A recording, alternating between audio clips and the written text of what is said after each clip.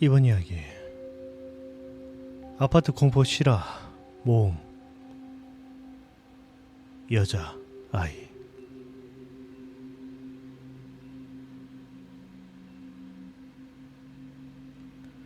1년 전쯤 있었던 일이야. 그날 회식이 있어서 술을 좀 마셨어. 시간은 12시가 좀 넘었던 걸로 기억해. 택시에서 내린 나는 아파트 현관을 지나 엘리베이터 버튼을 눌렸어. 지하 3층에 있던 엘리베이터가 올라오기 시작했어.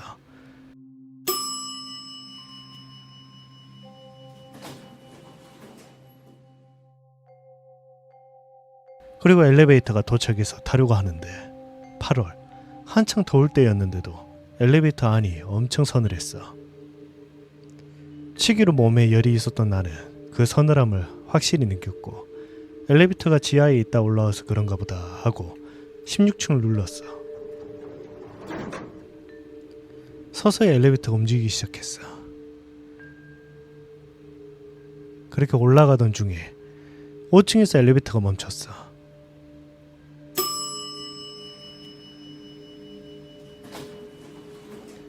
그 시간대엔 사람들이 잘 안 타서 중앙에 서 있다가 문이 열림과 동시에 옆으로 비켜서는데 아무도 없었어. 뭐지? 하고 닫힌 버튼을 눌러 엘리베이터가 다시 올라가기 시작했어. 그 다음 층이 6층에서 또 서는 거야. 그리고 아무도 없고 난 누가 장난치는 것 같아서 짜증스럽게 닫힌 버튼을 눌러서 올라가기 시작했고 다음 층인 7층에서도 문이 또 열리는 거야. 화가 난 나는 엘리베이터 밖으로 장난치지 말라고 소리를 질렀는데 그 어딘가에도 사람의 인기척이라고 전혀 느껴지지 않았어. 뭔가 오싹했지만 애써 누군가의 장난이라 생각하면서 다시 또 올라가는데 8층에서 또 다시 문이 열린 거야. 그런데 이번엔 문 앞에 한 꼬마아이가 서 있었어. 6살에서 7살 정도 되어 보이는 꼬마아이였는데 그 시간에 부모도 없이 아예 혼자 있는 거야. 그런데 이 꼬마가 엘리베이터에 타지도 않고 가만히 서 있는 거야. 꼬마야, 안 타니? 하는데도 대답도 없이 그냥 멍하니 서 있었어. 나 어쩔 수 없이 닫힌 버튼을 눌렀어. 그런데 꼬마이가 다시 문을 열더라. 탈 거면 얼른 타렴! 그러는데도 또 대꾸 없이 가만히 서 있는 거야. 아까부터 장난치던 게 너구나? 이거 CCTV에 다 녹화되어 있으니 부모님한테 말씀드리면 너 혼날 수도 있어. 라고 했더니 그 꼬마애가 나를 빤히 쳐다보면서 엄마가 타면 잘 거예요. 라고 조그맣게 말하는 거야. 주변을 둘러봤는데 아이의 엄마로 보이는 사람은 그림자조차 보이지 않았어. 그런데 꼬마애의 목소리가 엄청 어둡고 기분이 나쁜 거야. 대답도 하기 싫어진 나는 닫힌 버튼을 여러 번 눌렀고 다행히도 이번에 다시 문을 열진 않았어. 안도의 한숨을 내쉬며 빨리 16층에 도착을 기다리고 있었는데 11층쯤이었나 갑자기 엘리베이터의 조명등이 깜빡거리기 시작한 거야. 안 그래도 이상한 일을 겪어서 쫄아있던 나는 조마조마한 심정으로 천장을 올려다봤어. 그런데 깜빡거리는 조명등이 뭔가 이상했어. 조명등을 덮고 있는 플라스틱 판에 얼룩진 부분이 있었거든. 그런데 그 얼룩이 조명등이 깜빡거릴 때마다 점점 커지는 거야. 그 얼룩은 점차 어떤 형상으로 변하고 있었어. 손바닥. 그래, 그건 손바닥이었어. 이 엘리베이터에 나만 있는 게 아니구나. 난 도저히 이 엘리베이터에 계속 타 있을 수 없어서 14층에 멈춰 세웠어.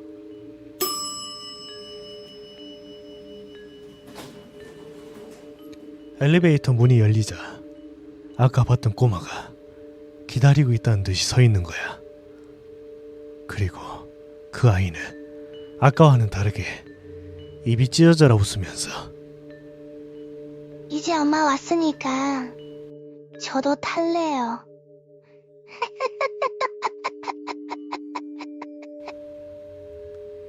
라고 하는 거야. 그 말을 들은 나는 다리가 후들거릴 정도로 공포를 느꼈어. 그리고 비상계단 쪽으로 달려가서 비상문을 박차고 미친듯이 계단을 올라가는데 센서 등이 내가 올라가는 속도보다 한참 앞서서 켜지는 거야.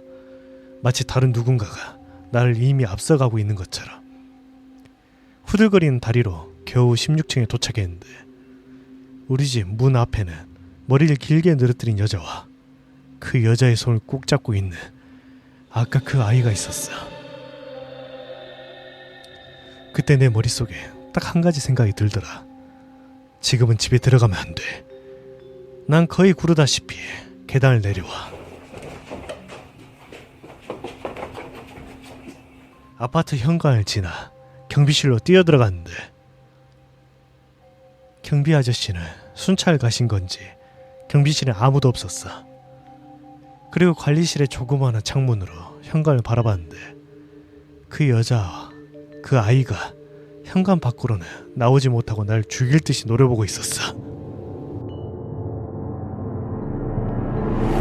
다행히 그때 경비 아저씨가 돌아오셨고 단 범벅에 떨고 있는 나를 보더니 되려 놀라시더라.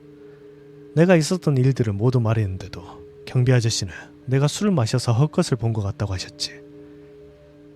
시간이 지나고 창피하지만 경비 아저씨가 데려다 주셔서 겨우 집으로 갈 수 있었어. 그런데 당연히 자고 있을 줄 알았던 와이프가 집안의 불을 다 켜두고 날 기다리고 있는 거야.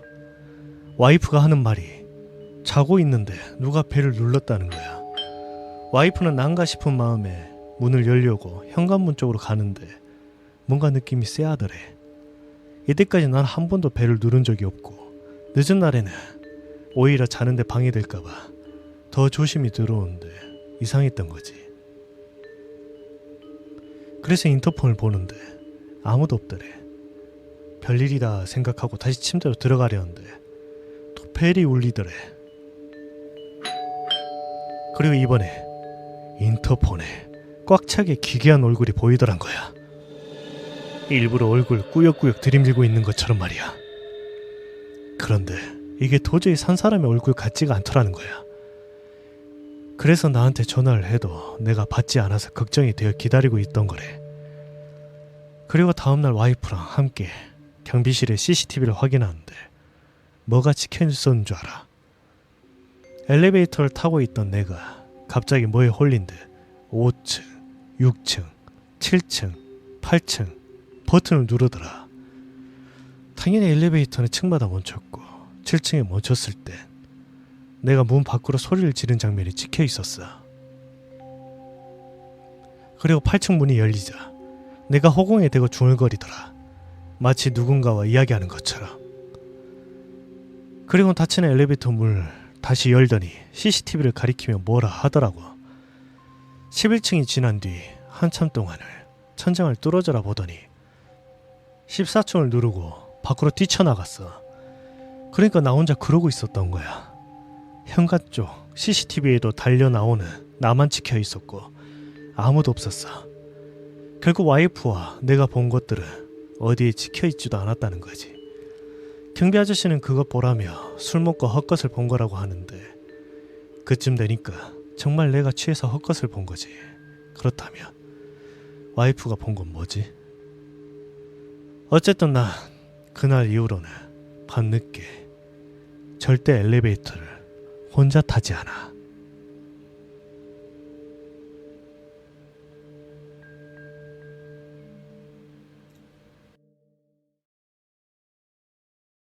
이번 이야기 아파트 공포 실화 모음 이상한 일. 저희 집은 저와 동갑인 오래된 아파트로 아파트 뒤엔 산이 있어서 복도 쪽 창문에서 산이 가깝게 보입니다. 이것 때문인지 창가 쪽에 자리한 제 방은 여름에도 한여름이 아니고서는 항상 서늘했어요. 이런 집 구조 탓인지 몰라도 아니면 제가 기가 약한지 모르겠지만 저희 집에서 일어나는 이상한 일들은 항상 제가 겪습니다. 자잘한 에피소드가 있지만 그중 가장 인상 깊었고 아직까지 겪고 있는 일을 이야기해드릴까 합니다. 제가 고등학교 3학년 때 엄마랑 둘이 거실에서 TV를 보다가 동생이 학원차에서 내릴 시간이 되어 엄마가 동생을 마중 나갔습니다. 시간은 저녁 7시에서 8시쯤. 겨울이라 이미 하늘은 어두게졌고 저는 그냥 TV를 보고 있었어요.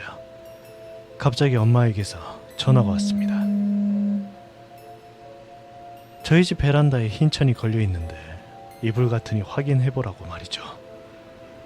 거실과 베란다가 미닫이 문으로 연결된 구조라 저는 전화를 끊지 않고 베란다로 나가 둘러봤습니다.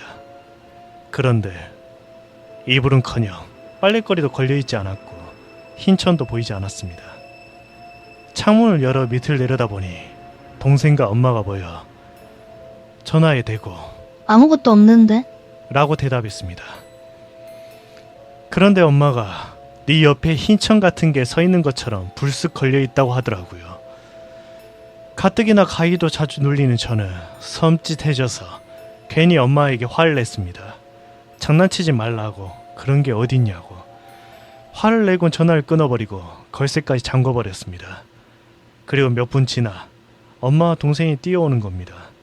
왜 그렇게 급하게 오냐고 물어보니 제가 전화로 그런 게 어딨어? 라고 화를 내는 순간 그 흰천 같은 게 저를 돌아보더랍니다. 형태도 뚜렷하지 않았지만 그것의 머리 부분이 분명 저를 향해 돌아가는 게 보여서 불안해서 뛰어 올라왔다고 하더라고요.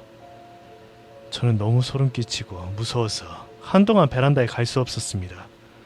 그렇게 이야기가 끝났다면 그나마 다행했을 텐데 토요일에 온 가족이 늦잠을 자고 일어났더니 거실 쪽 전선 코드가 다 뽑혀 있더라고요.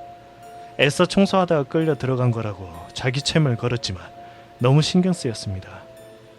그리고 하루는 제 방에 있는 인형이 모두 뒤돌아 있던 날도 있었고요. 방문마다 십자가를 걸고 난 뒤에 그나마 그런 일이 덜하지만 제 방 문밖 책장 위에 작은 인형은 아직도 돌아서 있곤 합니다. 매일 똑바로 앞을 보게 세워놔도 말이죠.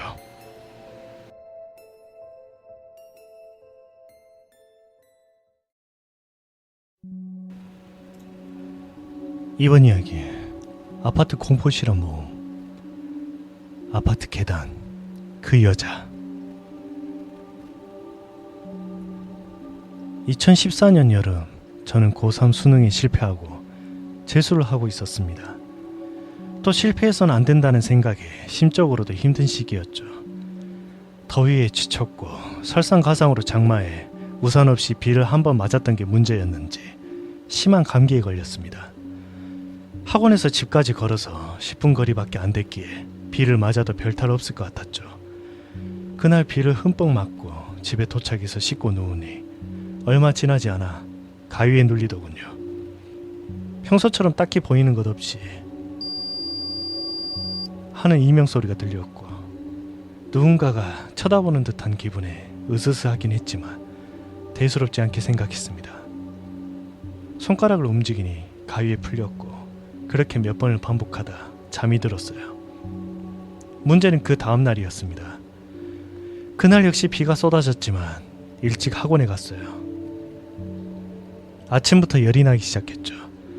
선생님께서는 제게 너무 힘들어 보이니 푹 쉬고 오라고 하셨지만 그때 무슨 오기였는지 주말이라 오후 6시까지 여는 학원에 끝까지 남았어요. 그러곤 도서관에 가서 더 공부를 하다가 자정이 되어서야 집에 갔습니다. 담배 하나 피우고 들어가자는 생각에 불을 붙이고 아무 생각 없이 불 꺼진 아파트를 올려다봤어요. 15층부터 천천히 내려보고 있었는데 9층과 10층쯤 사이 계단에 있는 창문으로 검은 형체가 보였습니다. 그런데 뭔가 이상했어요.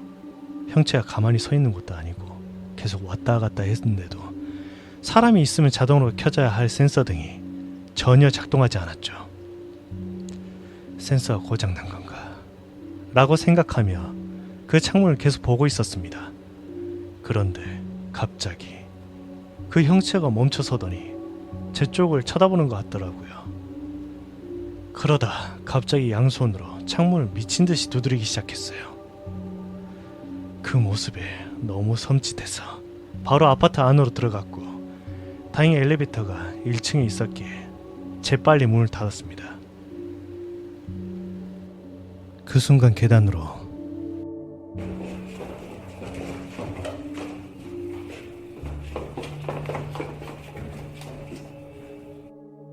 하면서 누군가 뛰어내려오는 소리가 들렸어요. 그 소리는 2층에서 3층 정도에서 들리는 크기였어요. 그 몇 초 사이에 9층 정도에서 2층까지 내려올 수 있나 의문이 들었죠. 겨우 닫힌 문을 보고 안심하며 그냥 누가 장난치나 보다 싶었지만 그 소리는 그것으로 끝이 아니었습니다. 엘리베이터에서 내린 후 현관문 도어락을 열려고 하는데 이번에는 계단을 뛰어 올라오는 소리가 들렸습니다.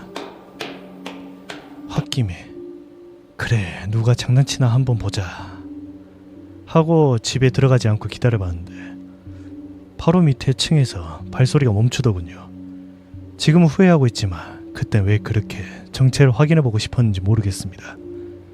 저희 아파트는 엘리베이터에서 내리면 바로 정면에 계단이 있어요.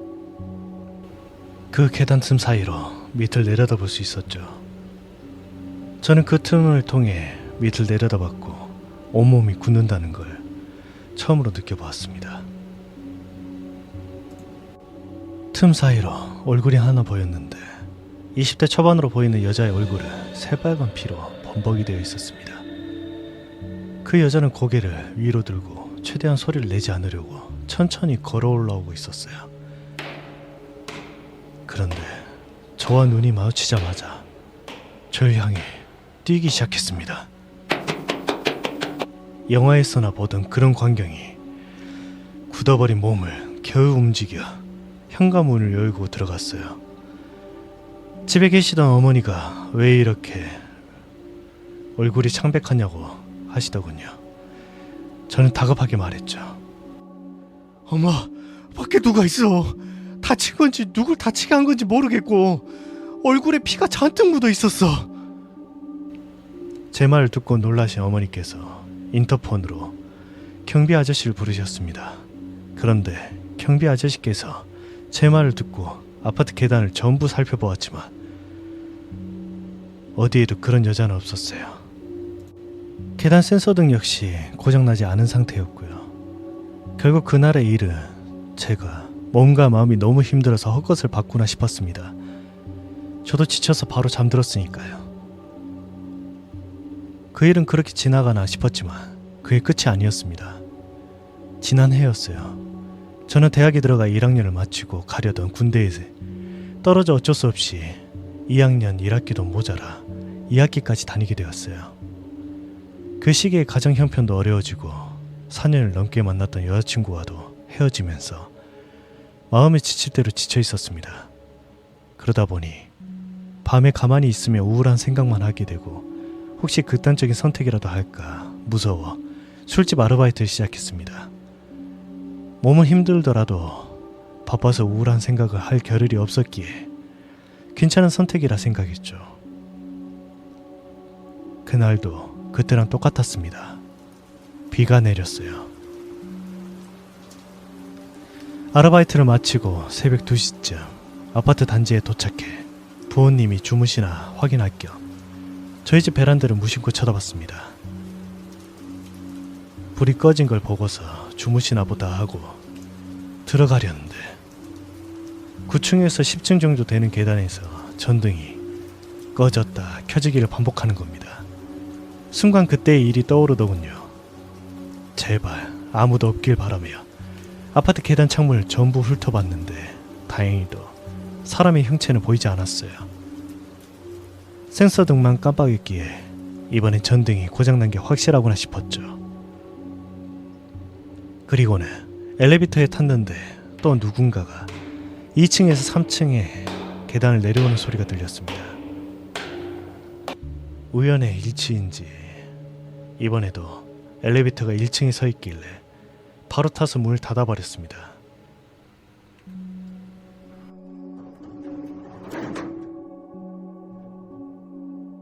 저희 집이 있는 층에 도착해 내렸더니 아니나 다를까 밑에서 계단을 뛰어 올라오는 소리가 나더군요.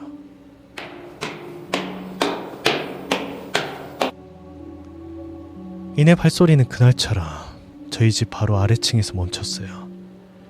설마 그때 그 여자일까 싶어 계단 틈 사이로 내려다보았지만 다행히 아무도 없었습니다.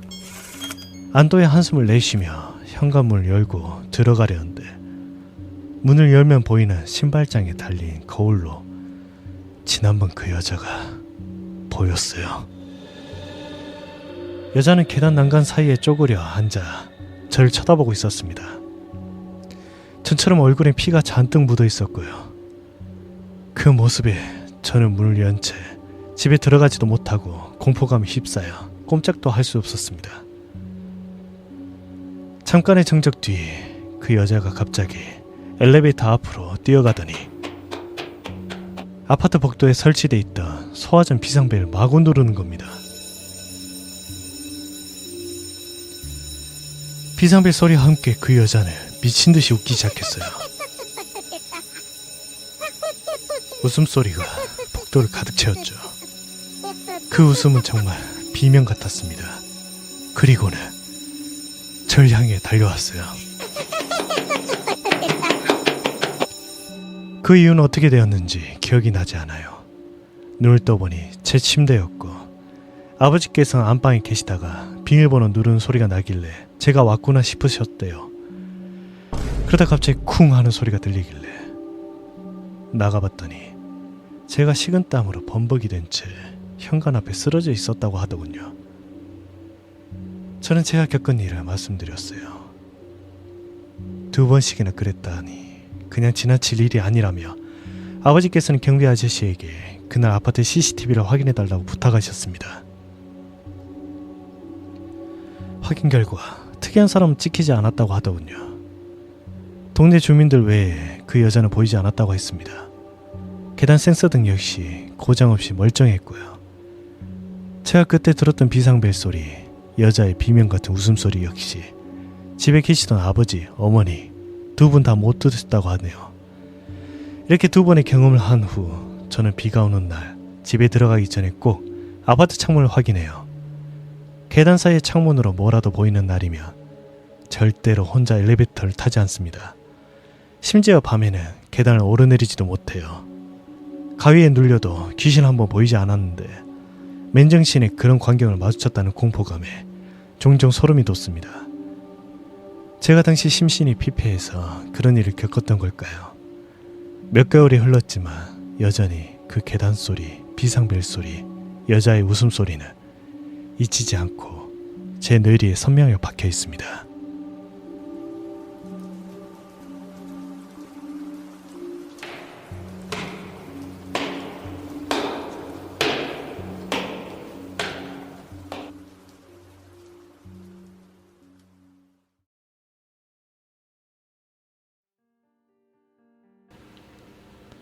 이번 이야기 아파트 공포 실화몽 초인종 트라우마.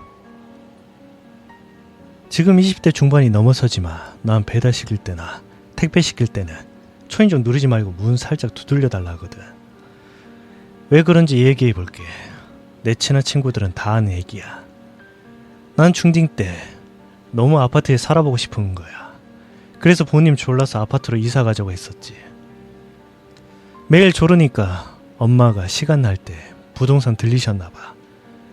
그런데 마침 싸게 나온 집이 있었는데 뒤에 관악산도 있고 공기도 좋더라. 우리 집 팔면 전세 조금 넘는 집이고 매입하기에는 대출 조금 받아야 해서 그냥 한번 살아보자 해서 전세로 계약을 했었어. 32평인가. 우리가 원래 살던 빌라가 14평이었는데 팔아서 이 정도 서울 관악구 아파트에 전세 올 정도면 되게 싸게 나온 거였거든. 원래 누가 살았냐면 가족들 다 필리핀에 이민 가고 남은 할머니 한 분이 거기 살고 계시다가 넓은 집에 혼자 적적하니까 집 내놓고 조금 작은 집에 가시려던 모양이었나봐. 우리 이삿짐 옮길 때 한번 오셨는데 되게 좋은 분이셨어. 나 잘생겼다고 칭찬도 많이 해주시고 되게 곱상한 분이셨어. 그때 아빠가 같이 식사나 하시자고 해서 대충 짐 다 옮겼을 때 아파트 앞 식당가에서 밥 먹으면서 이런저런 얘기 나누는데 내 동생이 중1 때인데 할머니, 넓은 곳에 혼자 있기 무셔서 이사 가는 거죠? 이렇게 장난식으로 말하는 거야. 할머니는 이 나이쯤 되면 무서운 것보다 외롭다면서 가족이나 보러 갈까 생각 중이셨나. 암튼 이런 식으로 얘기하셨던 것 같아. 그러면서 솔직히 무섭다고도 말씀하셨어. 방 3개, 화장실 2개 있는 곳인데 밤만 되면 어두컴컴하고 TV 소리까지 꺼지면 적막한 게 되게 무섭고 할아버지 돌아가신 뒤로 악몽도 꾸신다고 하셨지. 이러쿵 저러쿵 그리고 거기서 살게 된 지 2주쯤 지났을까. 난 중3이었는데 동생은 시험 끝났고 나는 주말 걸쳐서 시험 공부해야 하는 상황이었어. 그래서 가족들이 시골에 가는데 나만 집에 있어야 하는 상황이 된 거야. 부모님이 혼자 잘 있을 수 있냐면서 걱정하시는데 나는 당연히 혼자 있는 게 좋았지. 친구들도 부르고 부모님이 과자 같은 거 많이 사 먹지 말라고 5만 원인가 주셨던 것 같아. 그날이 금요일날 밤이었는데 공부도 어느 정도 했겠다. TV 보는데 스펀지 공포 특집이 나오더라. 그때 아나운서 김영란 씨인가? 그분이 외국 터널 괴담 이야기를 하시는 거야. 그때 엄청 무서워서 다른 채널로 돌렸는데 이 넓은 집에 남아있다고 생각하니까 너무 무서운 거야. 입을 뒤집어 쓰고 친구와 문자 주고받으며 무서움이 줄어들길 바라고 있었는데 초인종이 울리더라. 깜짝 놀랐지. 당연히 올 사람이 없는데 그래서 그냥 문 열지 않고 스피커폰을 들여다봤다. 그런데 아무것도 안 보이는 거야. 내가 누구세요? 했는데 아무런 기척이 없었어요. 멍하니 계속 보고 있었는데 그 센서 등이 움직임을 감지할 때 켜지잖아. 현관화 불이 꺼졌다가 다시 켜지는 거야. 순간 오싹했는데 갑자기 앞머리로 눈이 가려진 남자인지 여자인지 모를 것이 인터폰에 콧구멍을 들이대고 킁킁대는 거야. 나도 모르게 비명을 질렀고 바로 경비 아저씨한테 연락했지. 무서운 사람 있다고 빨리 올라와 주시라고. 내가 어버버대면서 말을 제대로 이어나가지 못하니까 별 말씀 안 하시고 바로 올라오겠다고 하시더라고. 그리고 부모님한테 전화하면서 무서운데 다시 인터폰을 들여다보게 되더라고. 우리 집이 901호였는데 맞은편에는 902호가 있단 말이야. 집과 집 사이에는 엘리베이터가 있고 그 반대편에는 비상계단이 있었어. 이 미친놈이 902호 초인종을 누르기 시작하네. 얼굴은 거무튀튀한 것이 하얀색 소복 같은 걸 입고 있었어. 계속 지켜보니 초인종을 누르고선 인터폰이 보이지 않도록 숙여서 숨는 거야. 내가 이때 초인종 트라우마가 생겼어. 902호에는 내 또래 여자애와 가족들이 살고 있었는데 손에 막 이상한 것도 들고 있는 것 같고 나쁜 짓 할 것 같으니까 무서운데도 스피커폰 켜고 울면서 아주머니 문 열지 마세요. 미친 사람 있어요. 라고 고래고래 소리를 질렀던 기억이 나. 그랬더니 이 미친놈이 갑자기 초인종 아래 숨어있다가 대뜸 우리 집 쪽으로 다시 오더니 문을 온 힘을 다해서 두드리는 거야. 그 사이에 엄마가 전화를 했었는데 받은지도 모르고 몸이 굳어서 멍하니 서 있었어. 놈이 계속 문을 두드리고 있을 때 엘리베이터 소리가 들렸어.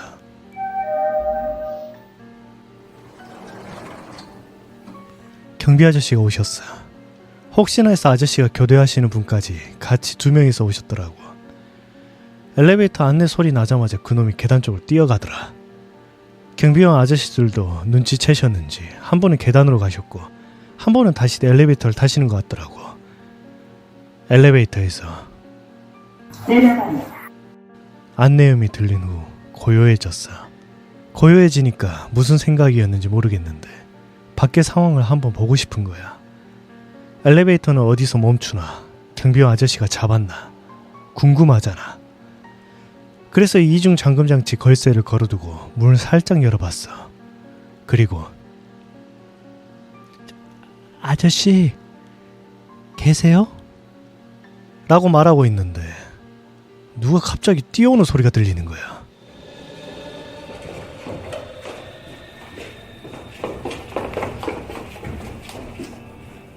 나중에 CCTV 돌려보니까 이 미친놈이 도망칠 때 내려간 게 아니라 위층으로 올라가서 숨어 있었던 거야. 후에 경비 아저씨들은 당연히 도망치는 줄 알고 다들 내려가셨던 건데 아무튼 뛰어오는 소리 듣자마자 계단 쪽 바라보니까 새하얀 옷 입은 놈이 막 뛰어오고 있어서 바로 닫았어. 닫자마자 다시 그 놈은 문을 쾅쾅 쳐댔지. 지금 생각해보면 그때 왜 바로 경찰을 부를 생각을 못했을까 싶더라고. 이렇게 겪어보니까 영화 같은 데서 답답한 행동하는 게 이해가 되기도 하더라. 난 그냥 빨리 경비 아저씨가 돌아오기만을 기다렸고, 그렇게 몇 분이 흘렀는지 모르겠는데 갑자기 문 차는 소리도 안 들리고 조용해지더군. 그때가 여름이었는데 곤충 소리밖에 들리지 않았던 것 같다. 정신줄 놓고 있었는데 다시 소리가 들리더라. 글쓰나, 경비 아저씨다. 문 좀 열어보거라. 인터폰으로 보니 경비 아저씨 두 분 얼굴이 그렇게 반가울 수가 없더라고. 문 열자마자 아저씨한테 안겨서 엄청 울었어. 아저씨들 표정은 무슨 일인지 잘 모르시니까 그냥 허허 웃으시면서 왜 우냐고, 누가 장난친 거 아니냐면서 1층까지 내려가면서 보고 왔는데 아무도 없었다는 거야. 그렇게 한 분은 우리 집에 들어와 계시고 한 분은 다시 한번 확인해 보겠다고 가시고, 그 다음 핸드폰 보니까 엄마랑 통화 연결은 됐는데 통화 시간이 15분 남짓되더라. 부모님이랑 동생이 4시간 정도 뒤에 오셨던 것 같다. 고향이 전주라서 올라오신데 시간이 좀 걸렸거든. 난 진이 다 빠져서 그 사이 소파에서 잠이 들었고, 경비 아저씨가 TV 보시면서 나 지켜주고 있었어. 부모님 오셨을 때는 경비 아저씨가 애가 뭐 헛것이라도 본 듯 놀라서 있다가 잠들었다고 하니까 엄마가 일부러 안 깨우고 계속 자게 두었대. 눈 떠보니 아침이더라.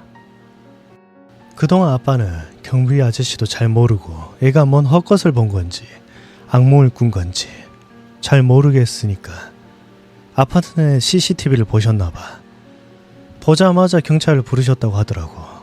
부모님도 보시고는 너무 놀라셨고 엄마는 막 우셨어. 나 큰일 났을까봐. 그놈 행적을 보니까 우리 뒷산에서 내려왔더라고. 그런데 되게 멀쩡하게 3선 추리닝에 모자 쓰고 다른 사람 들어올 때 지하주차장 통해서 같이 아파트로 들어왔더라고.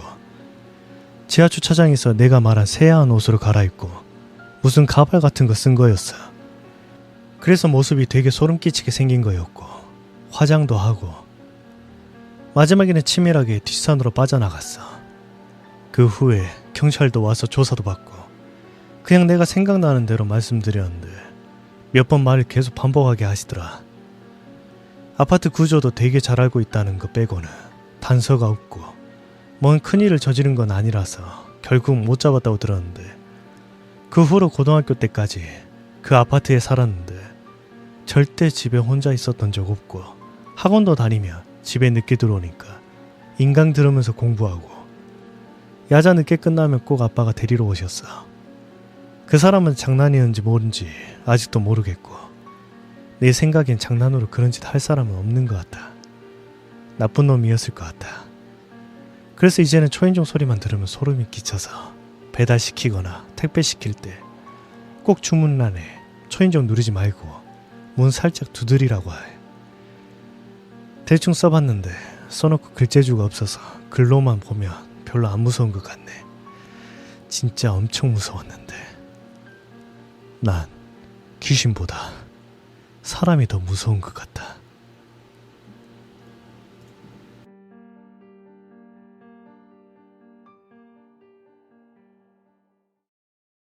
이번 이야기 아파트 공포 실험 모험. 아파트.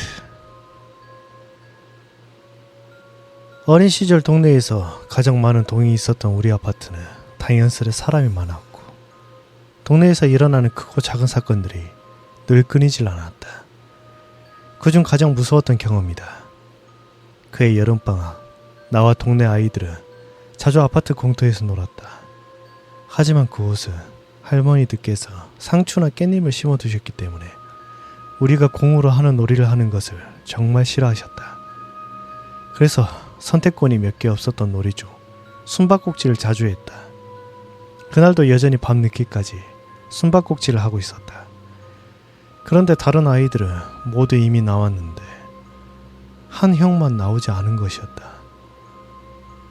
우리는 찾을 수가 없어서 외쳤다. 못 찾겠다 깨꼬리. 못 찾겠다, 깨꼬리. 못 찾겠다 깨꼬리. 못 찾겠다, 개꼬리. 개꼬리. 하지만 형은 나오지 않았다. 그래서 이미 집에 갔나 하는 생각에 다들 각자 집으로 가자는 결론을 내림과 동시에 어디선가 울음소리가 들려왔다.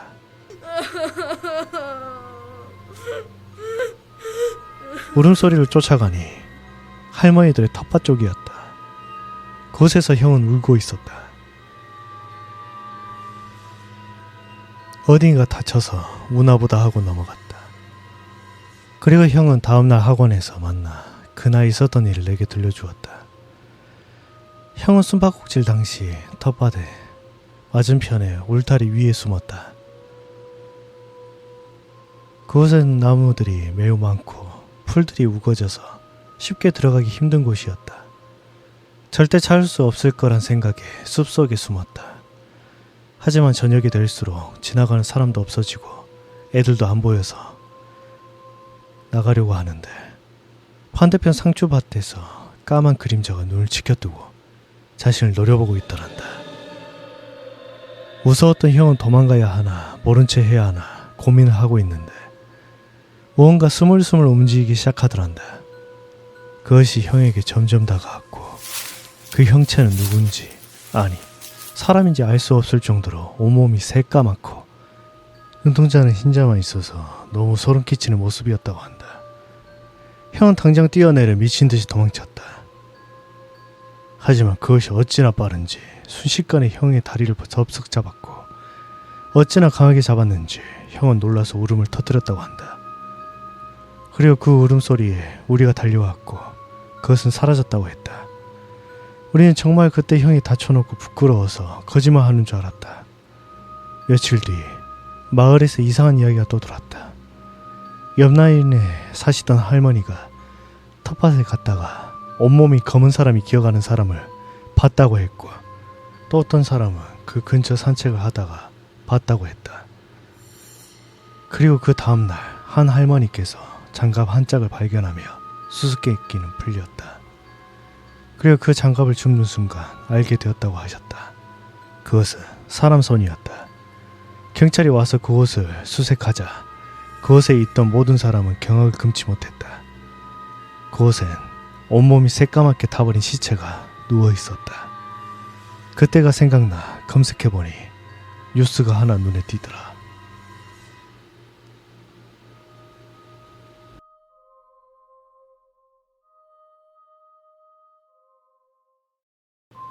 이번 이야기 아파트 공포 실화모. 아파트에서 투신하던 그 여자. 초등학교 동창인 친구와 집에서 술을 먹고 있었어요. 술도 어느 정도 달아오르고 텔레비전 프로그램에 으시시한 방송도 나오길래 자연스럽게 그런 쪽으로 이야기가 흘러갔습니다. 처음에 TV 내용대로 악몽에 대해서 얘기하다가 제가 질문했습니다. 야, 너 가위 눌려봤냐? 나는 2번 눌려봤는데 별거 아니더라. 하지만 그 친구는 무언가 씁쓸한 미소를 짓더니 되질문하더군요. 가위? 있지. 너 사람 죽는 거 본 적 있어?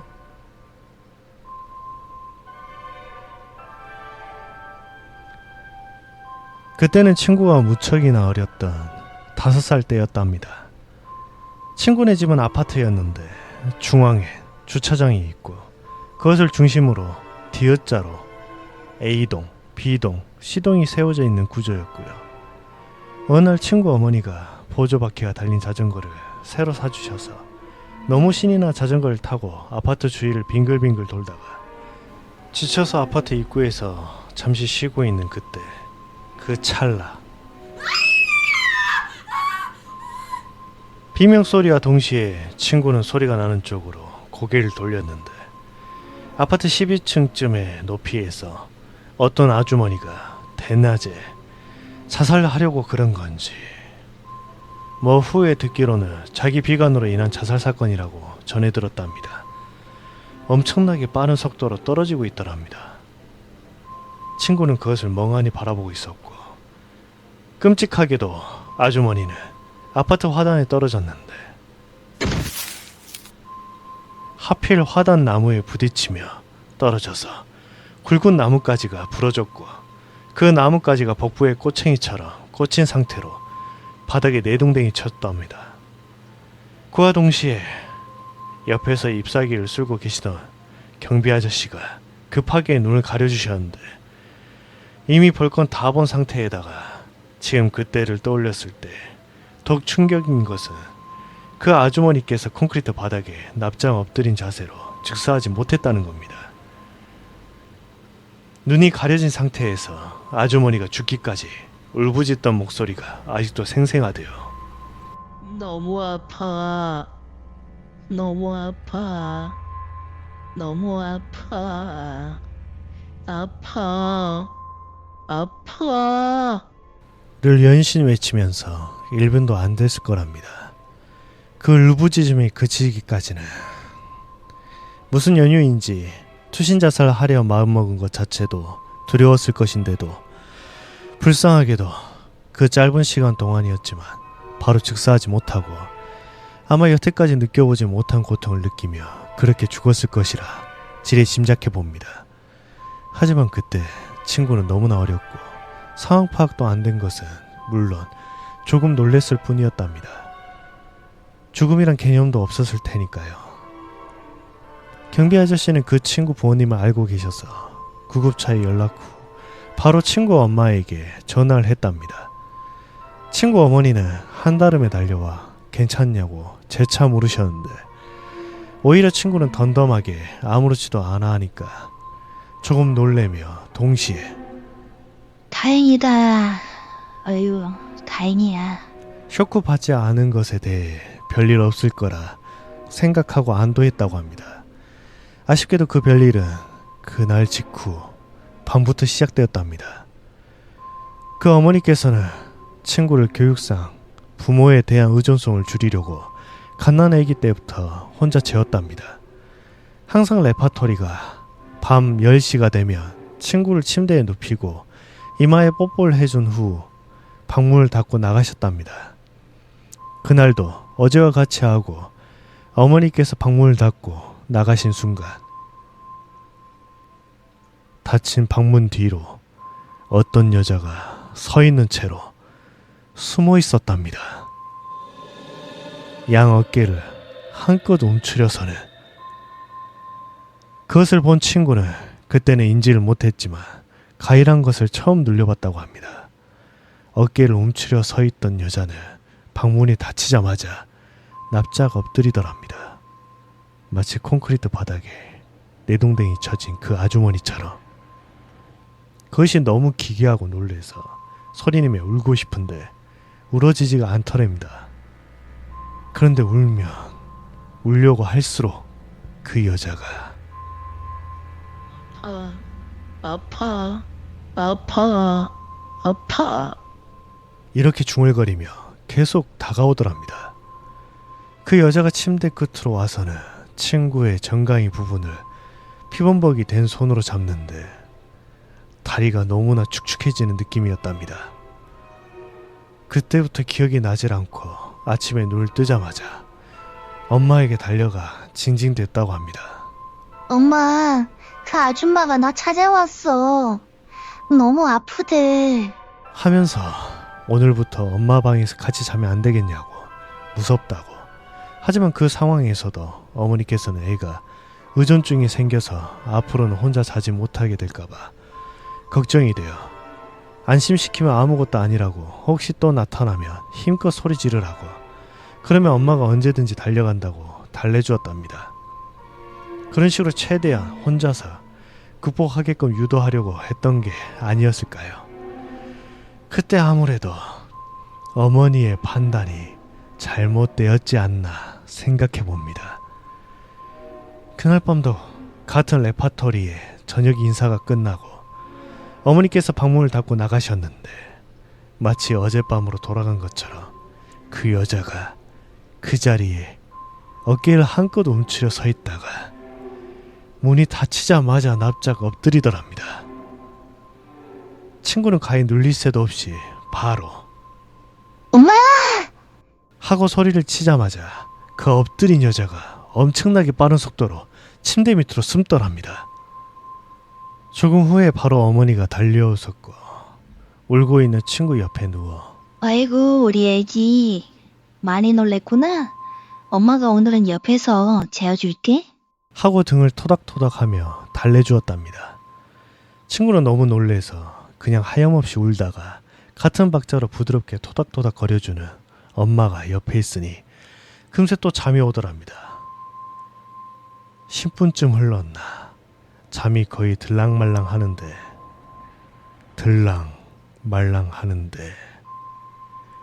토닥토닥 거리던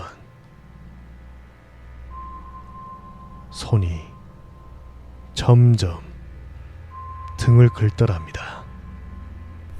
점점 빠르게, 점점 아프게, 점점 빠르게.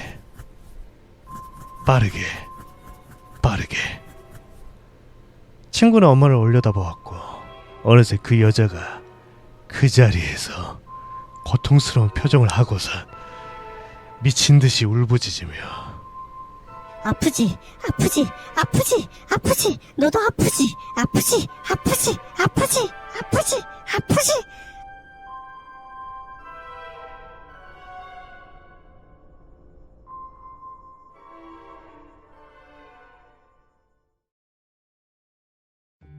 이번 이야기 아파트 공포 실화모 A 아파트 이야기.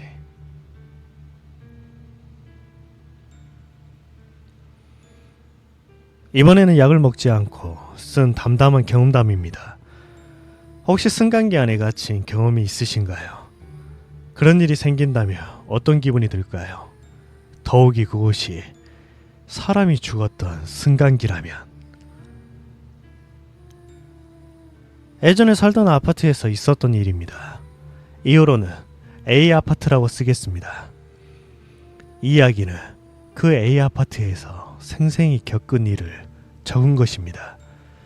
먼저 배경에 대해 말해보자면 A 아파트가 있는 동네는 빈촌으로 유명한 곳입니다. 더군다나 바로 코앞에 부촌이 있어서 대비가 아주 뚜렷했습니다.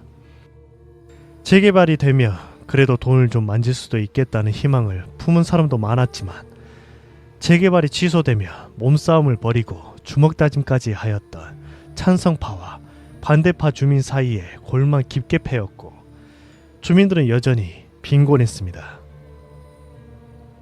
당시 저는 흑석동에 다른 아파트에 3년을 살다가 계약을 마치고 월곡에 있는 가족 소유의 아파트로 이주할 계획이었으나 새들어 살던 곳의 집주가 외국에서 돌아온 사촌이 살아야 합니다 는 이유를 들며 계약을 연장하지 않거나 거액의 추가 금액을 내라고 하더군요. 정말 속이 딱 보입니다만 별 수 없이 흑석 아파트에서는 나오게 되었습니다. 이젠 우리 가족이 살 곳이 없어진 겁니다. 월곡의 아파트는 다른 사람에게 전세를 주었기 때문에 2년을 보낼 장소가 필요했고 그래서 선택한 곳이 바로 A 아파트입니다. 이 아파트의 한 호실은 작은 거실과 방 하나로 이루어진 이른바 투룸이었는데 그 방 가득 그리고 거실 일부를 이삿짐으로 채웠기에 사실상 작은 원룸에 사는 것과 마찬가지의 생활이었습니다. 그래도 싸니까 라는 이유로 참고 살았습니다. 하지만 그 싸다라는 게 여러모로 골치 아픈 일의 시작이었습니다. 당시 A 아파트는 동대표가 관리비의 상당 부분을 횡령하고 잠적하는 바람에 관리비의 절감을 위해 경비의 인력을 줄여서 4개 동의 아파트를 2명의 경비원이 순찰하게 되었습니다. 그마저도 주야 교대니 사실상 한 명의 아파트 전체 동에 치안을 관리해야 하는 막장인 상황이었습니다. 입구에 설치된 CCTV 카메라는 심지어 플러그가 뽑기 쉽도록 방치되어 있었습니다. 대체 어떤 얼간이가 설계를 했기에 CCTV 카메라를 바로 옆에 콘센트에다 꽂아 놓았을까요? 도둑이 들기 딱 좋은 환경인 거죠. 그런데 용케도 침입이나 절도 사건은 딱히 발생하지 않았어요. 어차피 가난뱅이 동네라 뭐 훔칠 것도 없었기 때문이었을까요? 더욱이 바로 옆에 부유한 외국인이 모여 사는 좋은 먹잇감이 있으니 수고 대비 수입이 적을 게 분명한 A 아파트를 털 이유가 없었겠죠. 행정의 관심도 덜 받는 곳인지 한 번은 화재가 발생했는데 소방차 한 대가 대략 15분 만에 도착하더군요. 하지만 그보다 전에 앞서 언급된 부유한 이웃 아파트에서 화재가 발생했을 때는 같은 곳에서 소방대가 대략 3, 4분 만에 도착했고 3대 이상의 소방차가 동원됐을 것을 생각하면 출동 당시의 상황을 고려한다 해도 어쩐지 차별이라 여겨져 꽤 열받는 일이었습니다. 사실 소방 안전에 대해서는 아파트 자체에서도 문제가 있었어요.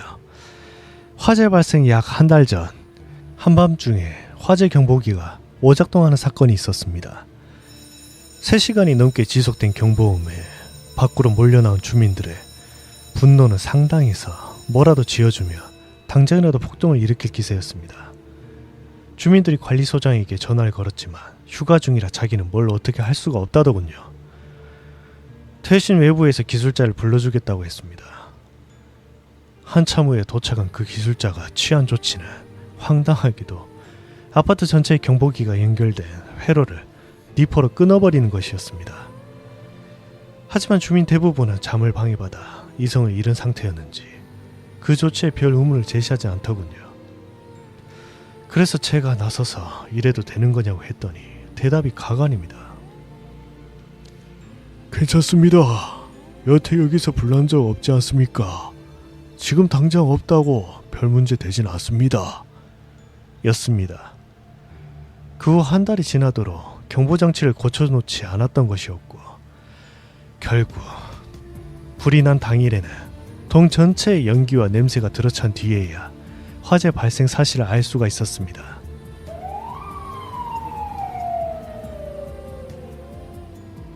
이제 하이라이트인 승강기 사건의 이야기입니다.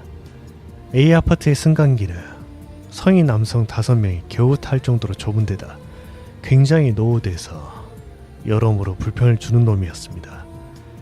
최소한의 정비만을 하는 건지 아니 정비를 하긴 하는 건지 의심이 갈 정도로 작동이 멈추는 일도 굉장히 잦았습니다.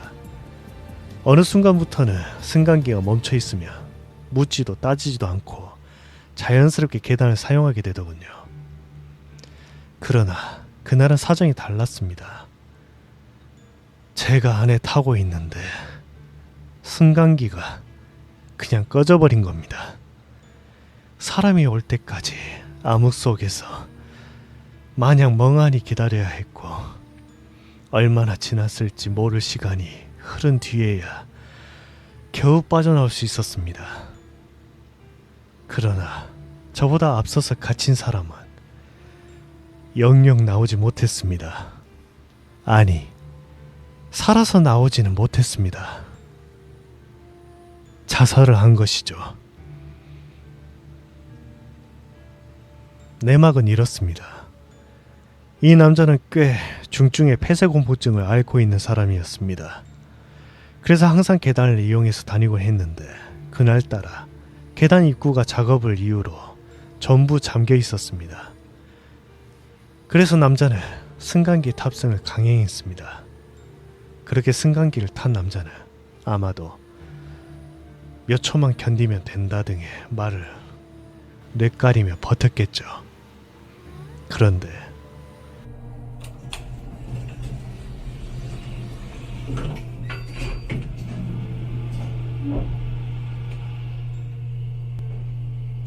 도중에 승강기가 작동을 멈춰버린 겁니다. 사람이 눕지도 못할 정도의 작은 공간, 한치 앞도 안 보이는 어두움, 폐쇄 공포증이 있는 남자가 느낀 공황은 어떤 것이었을까요? 시간이 지나 연락을 받고 온 기술자가 승강기의 문을 열었을 때 남자는 메고 있던 넥타이를 승강기의 손잡이 레일에 묶어 죽어서 자살한 상태였습니다. 안 그래도 흉흉한 아파트에 사람이 죽은 사건까지 퍼지니 그 분위기는 이루 말할 수 없었습니다. 그런데 바로 그 순간기에 제가 똑같이 갇힌 겁니다. 저는 폐쇄공포증 환자가 아니지만 당시에 상당히 무서웠습니다. 닫힌 문의 작은 틈으로 바람이 들어온 소리가 그렇게 소름 끼치는 것은 처음이었습니다. 더구나 사람이 죽은 곳이라는 이미지를 이미 시간이 지난 후임에도 굉장히 신경이 쓰이는 일이었죠. 손을 뻗으면 당장이라도 시체가 만져질 것 같아 구석에 쭈그리고 앉아 시간을 보냈습니다. 가벼운 외출이라 휴대전화도 가지고 있지 않았기에 딱히 다른 걸 할 수가 없었습니다. 이 사건으로 정신이 조금 망가졌는지 지금까지도 밤에 사방이 어두워지면 잠을 자기 힘들더군요. 세월이 흘러 저는 월곡의 아파트로 거처를 옮겼고 이 아파트에서는 A 아파트에서처럼 괴상한 일은 겪지 않았습니다. 이게 정상이겠죠. 지금까지 A 아파트에서 겪은 굵직한 사건들을 적어보았습니다. 그 밖에 자잘한 이야기는 쓰자면 한도 끝도 없기에 생략했습니다. 지나고 보면 추억이라고들 이야기하지만 이건 아무리 지나도 악몽입니다. 타솔 읽고 어수선한 경험담일 수도 있습니다만 시간 내에 읽어주셔서 감사합니다.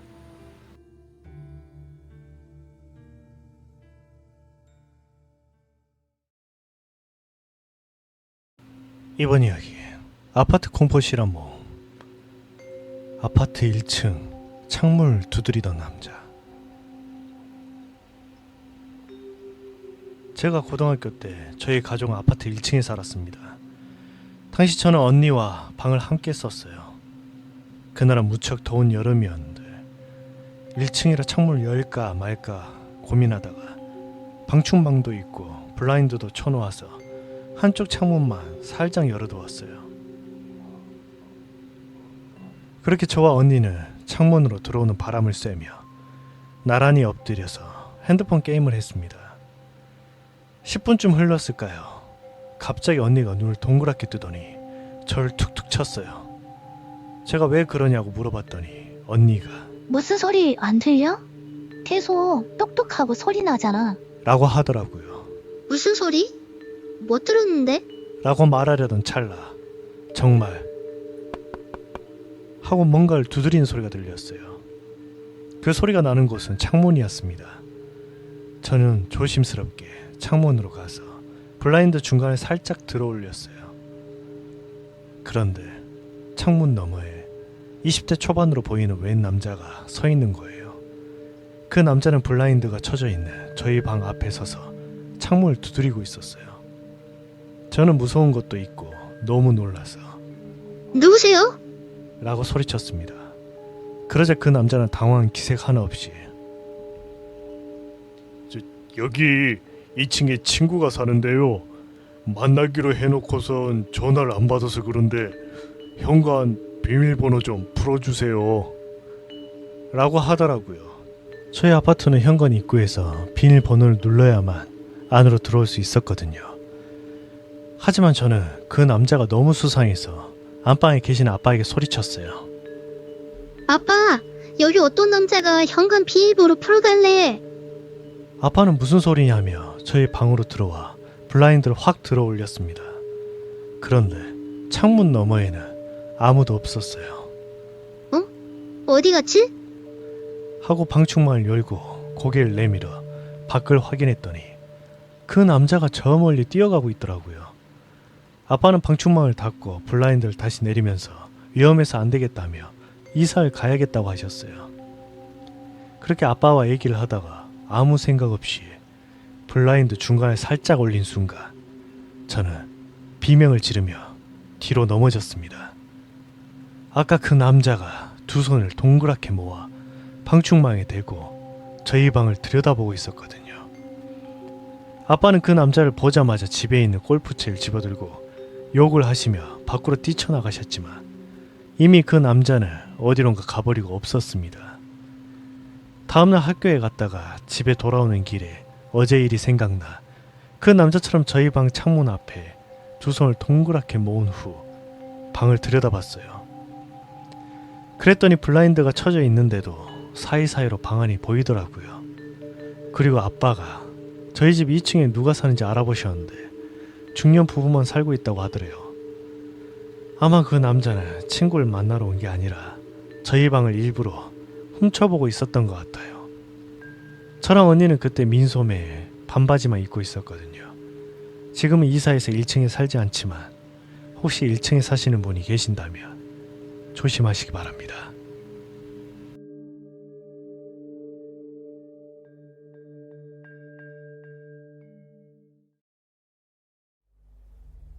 이번 이야기 아파트 공포 실험 모험. 그 집. 내가 2시간 정도 전에 겪은 일을 말해볼게. 심장이 쪼그라드는 것 같은 그 일은 말이야. 난 아파트 2층에 살고 있어. 베란다에 나오면 주차장을 끼고 맞은편에 또 하나의 아파트 B가 보여. 베란다에서 보면 B 아파트가 있고 그 너머에 슈퍼가 보이는 형태야. 오늘은 동생이 집에 놀러와서 간만에 술이나 한잔하자 라고 이야기가 진행됐어. 그리고 동생이 슈퍼에 다녀오겠다며 집을 나섰어. 물건 사는 게 귀찮았던 나는 집 청소를 해두기로 했지. 대충 정리를 마치고 담배나 한 대 태울까 싶어 베란다로 나왔어. 하지만 담배를 다 피웠는데도 동생의 모습이 보이질 않는 거야. 그러다 추워서 방으로 그냥 들어가려는데 마침 동생이 슈퍼에서 나오는 게 보였어. 나는 철없이 손을 흔들며 야! 보이냐? 하며 동생에게 소리를 질렀어. 횡단보도 너머에 서있던 동생은 전혀 알아차리지 못하는 것 같았어. 난 다시 한번 크게 양손을 흔들며 소리를 치려는 순간 나는 무언가를 눈치챘어. 정면에 있던 B 아파트 2층, 딱 내 시선과 일치하는 집 안에서 새까만 여자가 날 쳐다보고 있는 거야. 그 방은 내가 처음 이사 왔을 때부터 이상하다고 느꼈던 곳이었어. 베란다를 통해 보면 집에 가구가 하나도 없는 데다 빨래를 널거나 하는 것도 전혀 없었던 곳이거든. 게다가 내가 사는 4년 동안 누가 그곳에 사는 걸 본 적도 없었어. 아무도 안 사는 것인가 싶었지만 가끔 밤에 불이 켜져 있었기 때문에 더욱더 수상했지. 그래서 나는 그냥 생활 패턴이 조금 이상한 사람인가 하고 그렇게 여기고 지내왔어. 그런데 바로 그 집에서 새까만 여자가 날 뚫어져라 쳐다보고 있었어. 불이 켜져 있었지만 어째서인지 그 여자만 얼굴 표정이 보이지 않을 정도로 새까맸어. 순간 식은땀이 등골을 타고 흘렀어. 그 여자로부터 시선을 뗄 수 없었고 정말 울고 싶었어. 그 순간 아래에서 하는 목소리가 들려왔어. 아래를 보니 동생이 웃으면서 잔뜩 사왔다. 라고 하더라고. 나는 그 모습에 가능한 활기차게 네가 한뜩 쏘는 거지? 하며 동생을 보며 대답했어. 그때 내 머릿속에는 정면에 있는 저 여자는 자기를 부르는 거라고 생각해서 나온 건가 하는 생각뿐이었어. 어떻게든 정면을 다시는 보지 않으려고 노력하며 나는 방으로 돌아왔어. 그 여자가 아니라 동생에게 말했던 거란 걸 어필하기 위해 에이야! 빨리 올라와! 빨리! 라고 말하며 조금 안정을 찾고 나니 동생이 돌아왔다는 것에 안심한 탓인지 조금 짜증이 나는 거야. 왜 남의 집을 뚫어져라 보고 있는 거냐 그렇게 생각하며 말이야. 계속 그러고 있으며 한 소리 해주려는 마음에 나는 커튼을 확 젖혔어. 그러자 정면에 있는 그 여자의 집이 보였어. 그리고 믿을 수 없는 속도로 집안 불이 꺼졌다가 켜지기를 반복하고 있었어. 달각 달각 달각 달각 달각 달각 달각 달각 달각 달각 달각 달각. 재빨리 커튼을 닫은 뒤 나는 돌아온 동생에게 달라붙어 정말 눈물을 글썩이며 겪었던 일을 말했고 다시 봤을 때 그 집은 여전히 불이 꺼져 있었어. 도대체 그 집의 정체가 뭘까?